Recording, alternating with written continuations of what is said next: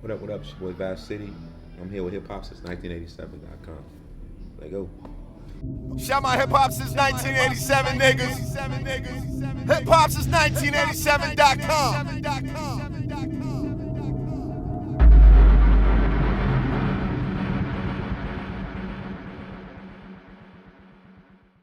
What's good? It's your boy Rick Danes here with an artist that you definitely need to know, Vice City. Hey. What's good with you, bro? What's up, Brody? I'm good, man. I'm good, man. Welcome to Philadelphia. Hey, man. Appreciate you guys for having me. Yeah, for sure. Is this your first time in the city? Nah, this is probably my third time in the city, but I always have a good time in Philly. Philly's a vibe. Okay. Now, this is definitely your first time on my camera. Yeah. So for the people that don't know you, tell them how you got your name and let them know where you're from. I'm from Chicago, man. South Side, from the Wild Hunters. And my name came from my first words, and I don't know why these were my first words, but it was Shot City. And people call me Vi for short. And so, like, cousins and family members started calling me Vice City. And it just kind of stuck. So, you know, I like to tell people I am the city and the city is me. So, Vice City is what it is. Okay. Yeah. Now, you say you're from Chicago. Yes, sir. Chicago is a parallel city to Philadelphia. If you can make it out of Chicago, you can make it anywhere. Yeah. What was your life like growing up in Chicago? I was outside. I was outside because, you know, at the crib, like, I grew up in Hunters. A lot of people forget about the Hunters because, you know, you got a lot of stuff like O Block and all that stuff go up. I was in the Wild Hunters, and, you know, when you coming up in like Philly or like any other city and you trying to get to it, you really have to do what you have to do to make it out there through either sports, school, what have you. And me, I played sports and I'm in school and all that, but I was also like, we needed money now. So I was out there doing what I needed to do to get up, but I learned a lot of dope ass lessons. And it really got my my mind for business and my mind to try to go to it and get to it, really season that. So it was that. And then you outside of Chicago. So, yeah, I feel you. You know, what's understood don't need to be said. It's Chicago. Right. So what actually influenced you to do music, and how did you actually get into it? You know what's funny? I think everybody at some point in time feel like they can or want to do music, especially like when you coming out the mud, right? You know, because it's music and sports synonymous. You either hustling, you playing ball, you could do music, and in a lot of sense, rap replaced the streets in some ways. Right. What influenced me to get into it was I used to always rap coming up, try to rap common lyrics, you know, all that stuff, Jay-Z, all that stuff, and then I would write my own joints, and like all the niggas that was hustling was like, yo, bro, Brody dope, so they would literally like put money in the shows for me and like pay me to come through and do little things and whatever, and it was I was like, shit, I'm able to take home and pay bills with rapping. Plus, it was the only thing that kind of kept my spirit at ease. Right. If I'm being honest, like my mind was clear doing music. Everything else is a lot of noise, but when I was doing music, it was like. So it like calmed you down. Yeah, it was my calm, and just stuck with it. You know, it's a good way to express yourself. Well, in 2023, there's a lot of artists out here. Yeah. What separates you from other artists that are making music? My DNA. And the story, like, I'm me. I think it's a lot of dope artists out there. There's a lot of dope creators out there. It's a lot of people that make, you know, dope shit. But like, I do me how I do me, and I don't think anybody can do me the way I do me. And so, I'm not trying to be different or than these cats. I'm gonna be me, and I'm so confident in me. I think I got a chance against anything and anybody, you know. And that's just, you know, Jordan effect, Mamba mentality. You know, if I go in there and do me and play my game, I can go with the best of them. Okay. Now you mentioned DNA. Yes, sir. How would you describe your musical DNA, and how would you describe your sound? Man, you know, it's crazy. That's a good ass question. My depiction of my musical DNA, because I listen to so much music, and I believe music is a vibration. You know, and I don't want to get all into the ancient civilization of Kemet and the Egyptians and the pyramids. That's a whole different vibe. So let's keep it on the simple stage. That shit is like a universal language. And for me, I'm listening to so much. Of course, I love rap. You know, and who don't love R&B? And you know, I love jazz. And so you gotta put all that together. So me, I just make music that's a vibe, that feel away, but I try to stay as honest. And I try to get stories. People don't tell stories no more. I try to tell people realistic stories, like not a reality show, but like more like a docu-series of what's going on, what's happening with me. So, I like to call it reality rap. yeah, reality rap. You know, it's a street chic. Feel me? Street chic. You dig? Now, you've definitely been making your rounds, and you've linked up with some heavyweights in the game already. You created some crazy collabs with MoneyBagg Yo, Lil POPPA, T GRIZZLEY, as well as others. Yeah. My favorite collab was probably the Money Trees record with T GRIZZLEY. Oh man. That joint was fire. I appreciate it. You know, it's crazy. How I met Grizzly.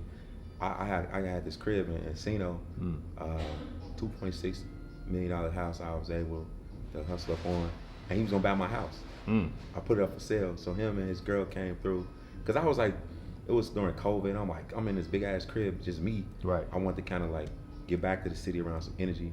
So I was selling my house, and he came through. He's gonna buy the house, and we just connected. So he's like, "What you got going on?" I said, "I'm gonna be in the studio." He said, "I'm gonna pull up." And when he pulled up, I was in there making records. He was like, "Shit, I'm gonna jump on." I was like, "Jump on in." And we just went from there. And I was lighting his phone up trying to get it to clear. Like, yo, I was hitting Brody like, "Yo, I need you to clear this shit," because nigga, yo, you know, his way was so stupid, and he's such a dope dude. Right. And you know, he ain't give me no hassles with it. He was like on point. So that's how I linked up with him, and then that's when the MoneyBagg Yo, that record came after, and Lil POPPA. And Bag hit me for a bag. Dude, Bag hit me for a bag. Shout out to Bag, man. Salute to them, boy. Bag hit me for a bag. Let me tell you something. This is what I liked about it. When I met Bag, I was in the studio in LA, and a couple of my big homies was like, "Yo, he a big artist, so make sure you get the video and the album and the music right there, because you know they schedule get busy or you gotta go through whatever." So I was like, I had reached out to Dirk first, you know, before Bag, because I didn't know a lot about Bag. I just knew he was bubbling, stupid. Right. But Dirk from the crib, so I'm like, let me get. And Dirk was like, yeah. Sidebar, let me just tell you how this shit went. It was wild though. So I had Dirk like hit one of my guys, and he had Dirk. He said, "Yo, Bass, I want to do a record with you." So Dirk was like, "Cool, shoot the record over." I don't know if he liked the record or didn't like the record. I don't know, but I do know the first price I got was $40,000. You know, I'm with Universal as a writer producer, but as an artist, I'm indie. Right. So I got to get that up. So you know, I'm got my real estate joint, my business, I'm putting it together. So I said, "Hey Dirk, I got you." And then the Drake record, the Dirk came out. Nigga, that price literally in a week went from 40 to 150. I said, "Oh, all right, cool." So I went and got the $150 for it. And we was gonna do it. We was going back and forth with the lawyer, the whole thing. And then they was like, "Oh, they also want you to pay for his wardrobe, his lawyer fees." I was like, "Man, come on." Yeah. And I couldn't do it. I was like, "Well, you're getting a $150, you know, shit. Just wear a t-shirt to the motherfucker." So then my man was like, "Yo, you should really listen to Bag." And I was like, I fuck with Brody. I just ain't heard enough of him. Heavy. So I started listening to him. And bro was killing. Right. I was like, "Oh, yo, fam, nice as fuck." Like he was speaking shit that resonated. Right. So when I reached out to them, it was like, yeah, they came in at a little discount. They wanted it cash. So Bagner was like, "Yo, shoot me $1.15 cash, and it's up." I was like, "All right, I'm gonna go get this $1.15." So I went and got it. Hit him and said, they sent me the record back before they even had the paperwork done. I was like, shit. But they ain't had the money or nothing. They sent the record back. I appreciated that. So when he flew out to LA, we did the record. Everything came to cash. And them niggas, I love them for this. They counted that shit out in the studio. Yes. And I was like, that's what I'd have did. I'd have did that too. So the record came out, and that was real cool, you know, vibe. I dig that, man. So that's where it came from. But I got the song and the video right there. Like, let me get it all right now. Hey, but we gonna throw it in the air though, full circle. You and Lil Durk gonna have that record done before 2024 over. Hey, you know, I fuck with Durk, yo, man. We'll get it together. You know what I'm saying? You know, I think it has to be organic, and that's just, at the time, it made sense. What did make sense, but also told me I need to continue to get my vibe up and my weight and my brand up. So now when I go back, it's like whatever, and we can get it in. So. Now you had mentioned that you're currently signed as a writer and producer to Universal Music Publishing Group. How did that deal come together, and what songs have you written or produced that we might have heard? So like when I was like shorty, I was writing. I was doing songs, and I was signed to Matthias and First and 15, and Chili Chill. Shout out to Lupe, them my guys. And then I ended up being in a situation where I was able to co-write a song called Country Nigga Fly with Nelly. When Nelly coming back out, he had dropped the Over and Over Again song. It was like that shit did like 4 million or something. So he had another wave. So I did. My man called me in the studio, and at the time I was fucked up, bro. But I ran to that studio, and I wrote on Country Nigga Fly with him, CNF. And because of that, and with the energy around him, at the time, Universal was like, I met with a couple labels. Songs gave me an offer, but it wasn't no real bread. Universal came with a real offer, and they was like, do that. So with the anticipation of that, that's how I got that situation. And it kind of worked out, Okay.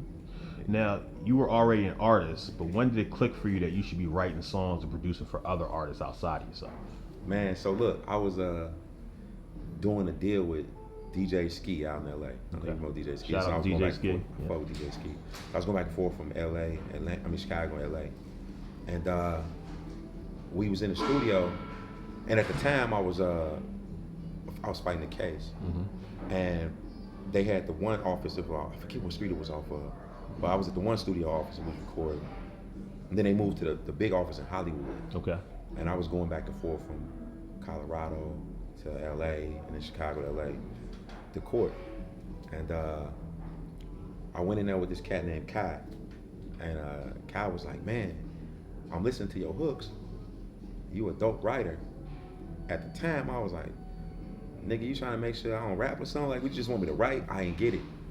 And he was like, nah, you should write. So I ended up, they said we ain't gonna do the artist deal. At the time, I didn't know. I was like, oh, they just played me. But in reality, what he was saying was, you can go so much further writing as well. And I was young, I didn't get it. But so I was like, all right, cool. I'm gonna show these niggas. So I started writing more, and then I started getting placements and all of that stuff. And I had stuff from everything from Empire to Entourage, way back to the Nelly joint, and then I was doing stuff with Chanel West Coast. I did some of my man Rich Gill for them and for Young Money Camp and all that. So it was records out there that was just making plays. So that's how the writing came through. Okay. And then the producing was I would alter my beats. I hear beats from producing. I'm like, this need a drum here, this need a whoa. And I would get in there and either play that shit on the, get in Pro Tools and move it around. Right. And then niggas like, yo, you should start producing. Just like that. Yeah, I necessity. So you have your publishing deal, but you also have your own company called Hundreds Entertainment. Hundreds Entertainment, baby. Who is signed and a part of Hundreds Entertainment, and do you want to sign a major deal as a recording artist? Do you want to do a partnership with a major label, or do you want to just stay independent, and why? So who's signed right now? I got Phoenix Keys. This little nigga's a problem. He plays 6 instruments. He sings. He dances. He crazy, He a shorty too. He like, I think just turned 21. Okay. And he's a musical problem. Like I would say he's like HER, Chris Brown, and fucking Bryson Tiller in one. He's a hybrid. He's cold. I got this other artist I'm about to sign who you heard on, if I'm heard Hotels and Heartbreaks. Harvey Styles from the crib, and his melodies, he cold with it. So those are 2 artists right now, and then I'm always looking for more artists to connect with. As far as my deal, the business had to be right. Right. I wouldn't mind doing something like a partnership. I ain't gonna sign to no major. Right. I'm too in my groove to be signing. But if we had a partnership to where we can, because it ain't never bad to go to major. They got a whole different bag over there. For sure. Infrastructure's stupid. So I'll probably do something like a partnership. But if it ain't right, I ain't got no problem staying independent. Okay. It's just a few more hours of work. Let's go. Hey man. Yeah. It pays off at the end. So. It do. let's talk about your music a little bit. Let's get it. Your latest project, Hotels and Heartbreaks, Yes, is sir. out now on all streaming platforms. Mm-hmm. The project has over 2 million streams and it's charted number 21 on iTunes. Yeah. So first off, congratulations. Man, appreciate Huge you, brother. accomplishment. Appreciate you. Doing it from the mud on your own. Yes, sir. Why did you name the project Hotels and Heartbreaks? You know, we just talking about this earlier, because shit, I be on the road a lot, so I'm always in hotels, and one of my wildest heartbreaks, shit, one for the books, came in a hotel. When I was in a hotel and I had a little chick I was cool with, screenshot some DMs and sent it to my then main, and it was a circus. And so, but I was foul on that one, but you know, it was what it was. Okay. And like all my heartbreaks came from hotels, in hotels. So, you know, I dig it. and that's what came from. So the project is real personal and all of that, because it was it's like a story of my experiences and me trying to be as fair as possible. But that's where it came from. Now, what features and production do you have on the project? I got Ari Styles on there featured. He's slick. I got Kesh Cross on there. Kesh is actually Grammy nominated artist, and that's my guy. And he just pulled up, and we was vibing on the record, and that just came about. Okay. I got Vega Heartbreak on there, and Vega's a monster. I got Phoenix Keys on there, of course. Who else? I got somebody else on there. I'm thinking. I think that's it. If I'm forgetting somebody, let me think. I got Vega, Ari, Kesh, and Phoenix. I think that's it on this one. Okay. I didn't want to do a lot of features on the project because one, features cost a lot. For sure. A lot. For sure. You did. And I feel like if you build something on your own, the rest of the shit will come. Definitely. You dig? So I wanted to like keep it inside. As far as producers, I got a lot of up and coming producers. Mark Drell, he's from Eastern Europe. I found him on Instagram. Actually, my man referred me to him on Instagram. We did that whole transaction via DM, and he was sending me packs. It was crazy. My man Vibes, Mixed by Vibes, that's a producer I'm about to sign. This little nigga was just coming in there with he was coming in with bombs. It was like God, like he just every day. I got Vega Heartbreak on there. My man Brad Young. Brad Young, a vet in the game. He did a lot of stuff. He did Women Lie, Men Lie. Okay. With remember, I think it was Yo Gotti. Yep. Yeah. He did that, so he OG in the game. Okay. And then Vega on there. And then I co-produced a lot of stuff. Okay. Yeah. Now, for the people that haven't heard the project, but they're about to listen to it right now, what's the first song they should tap into? Shit, it really depends on your vibe. I think it's a top to bottom one. It's a cover to cover joint. You could play that thing from all the way through. It's a through. Okay. But if you really want to just like, it depends. If you really want to hear like a melodic rap, I would start with City Life. Okay. If you want to hear more of the chanty R&B vibes, the energy of that, then I would start with Deuces and Waves. Okay. If you want some grittier, Won't Do. If you want a hybrid of that shit, then it's Benny, Baby I Need You. So yeah, it just really depends on your feel. But I think people should start from the top and let that bitch. All right. Now you definitely dropped a lot of visuals off the project. Oh yeah. Do you plan on dropping any more videos off the project? Oh, shit, yeah, bro. I got 2 in the pipeline ready to go right now, and I'm finna shoot another one when we get to Chicago for this tour. Okay. Yeah. So yeah, I'm definitely dropping some more visuals. Okay. Dropping Anguilla. I might drop Anguilla in like 2 weeks. Okay. And then I'm dropping Baby I Need You. Take me through the winter. Okay. Now the project's only a few months old, but are you currently working on any new music or projects right now? I'm always working on music. I'm working on the lobby now. Okay. Yeah, it's just gonna be a little more. It's gonna be a little more turn, a little more action. Okay. Hotels and Heartbreaks was the therapy. The lobby is I'm outside. I see the theme. You feel me? Yeah. Do you have any like tentative release dates, or it's purely just working right now? Right now I'm just working on it. I'll probably be independent. The beauty of that is you can just kind of drop when you want to drop. Definitely. I try to set it up as best I can, but for real, you just kind of put the music out there. So I'm thinking I want to let this go out through the rest of the year, and then probably maybe February, drop some shit. You know what I'm saying? Okay. Right in time for Carnival and all that. So Okay. we're looking at that, and then I got a whole jewelry line coming, and that's so much going right now, man. So you got a jewelry line. Yeah. Talk to us. I got a jewelry line, Avec Deon, which is with Deon, which is middle name, man. And I listen.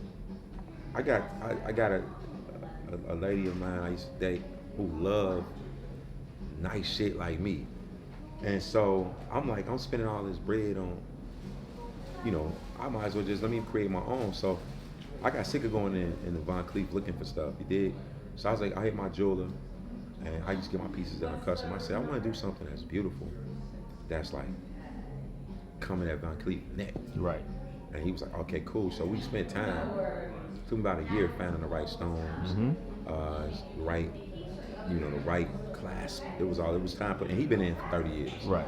So at the end, we came up with a beautiful bracelet that I'm revealing. I think I might reveal it. I might do the drop in Paris. Okay. Yeah, so I'll keep you posted on that. Yeah, definitely, man, definitely. Yeah, it's bad.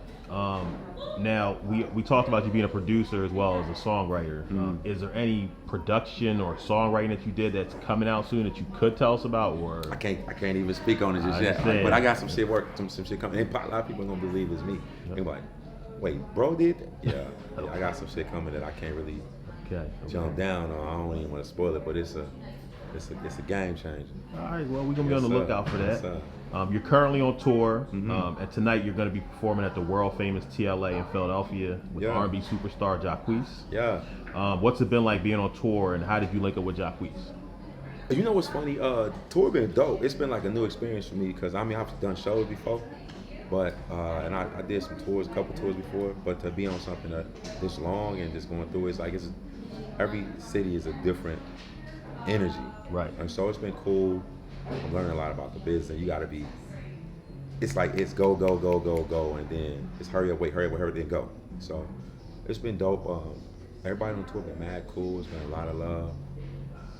I dig it, man. It's been like real welcoming, open arms. So I'm waiting for the shit. I'm waiting for the shoe to drop because it's always it's always something on rain, the tour. it is, but right now so far it's been really dope. And I got up with Jacquees through my tour manager, High Ride, who shout out to High Ride. Yeah, High Ride, that's the guy. He said, yo, he was like, he kept saying, your music, this is dope R&B. I'm like, this is not an R&B album, it's rap. He's like, nigga, I'm playing in Atlanta at the time. I was in LA. He said, in Atlanta, this is R&B. I'm like, how? So I go down there and I hear that shit. Yeah, this shit could be because it's different there. Right. And he said they like the project. They want to see if you want to go out on tour. I was like, yeah, that's a good way to get it to new people. So he put the play together. And all I had to do was, come through, do my part. So that's cool. Now, off camera, we were talking a little bit. Me, you, your man. With you. Shout out to DJ Era. Clap is out right now. Go fuck with it. And he threw some solid advice out there that we're gonna throw for the camera. Oh yeah. For every artist that's touring or going to another city, you need to tap in with the DJs in that city. And we were talking about that off camera. DJ Diamond Cuts, DJ Cosmic Kev. Yeah. Shout out to them. And how important that is. Like I said, you come to Philly, boy. That's where you better holler at them. For sure. And I think it's important. You gotta get up with the cats and the gatekeepers. Definitely. Now tonight, what should the fans expect from your performance? You know what, man? We had this conversation every show. I love so many of the records. Like I really, cause they personal. I just, and then I don't know. We be literally trying to change it. Like we be changing that shit the day of the show. Like man, let's try to. And Eric look at me like, whatever you want to do, cool, but let's just find something. So it really be me. But I think it's definitely gonna be some melodics. I'm gonna play some of the things. My records is going up the most. Okay. And it's gonna be a lot more. It's gonna be this aggressive R&B of it, the rapping beat. They can expect that, so it's gonna be a vibe. Okay. Now the tour is going to a lot of different cities. What are some upcoming stops that you're looking forward to? I'm looking forward to the crib. I mean, Chicago, LA, because I got cribs there. You know what I'm saying? I'm from the Chi. I was looking forward to Philly because I ain't been in a minute. Okay. So I was definitely looking forward to Philly because. Didn't they say y'all boo Santa Claus or something? It's the Philly a rough crowd. Y'all love this the home of AI and all that. So you always want to come to Philly, with the beers. You want to come to Philly, man, and you know. But definitely looking forward to the crib, LA, and New York. Okay. Yeah, you know, to be able to perform in New York, that's. Now, as an artist, songwriter, and a producer, how do you feel about the climate of the music industry right now? You know, it's in a stage of transition right now, I think, because it's a free fall. You definitely, if you're making some shit that's fire, or if you find your lane, you got a shot. It's a lot of stuff that sound the same, but then it's a lot of stuff that's different. So it's open right now. I think the climate of music is it's rocky right now, simply because it's so much out there. There's so much coming, but it's not always a bad thing. That's why earlier when you say what makes me different, my DNA, because it's like if you truly just do you, truly just do your own thing, be on your own vibe, you got a shot in that. Because you'd be surprised how many people might be feeling the way you feel, thinking the way you thinking. So climate is rocky, but it's looking promising. I love music today though. I love it right now. Okay. Yeah. Now for the people that's watching this that want to follow you on your social medias, what's your Instagram, Twitter, TikTok, all your different handles? All the social handles is I am Vice City. IAMVVICITY. I am Vice City. IAMVICITY. Okay. Get it. Now, is there anything else you want to leave the people with before we get out of here? Check out Hotels and Heartbreaks, man. Streaming everywhere. Visuals. It's crazy. You guys gonna enjoy it. And tap in with your boy. Fuck with me. Grab some merch. Let's hang out. Okay. Well, it's your boy Rick Dange here with Vice City. Hey.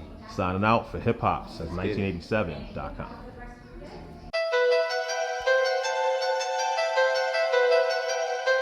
Oh my God.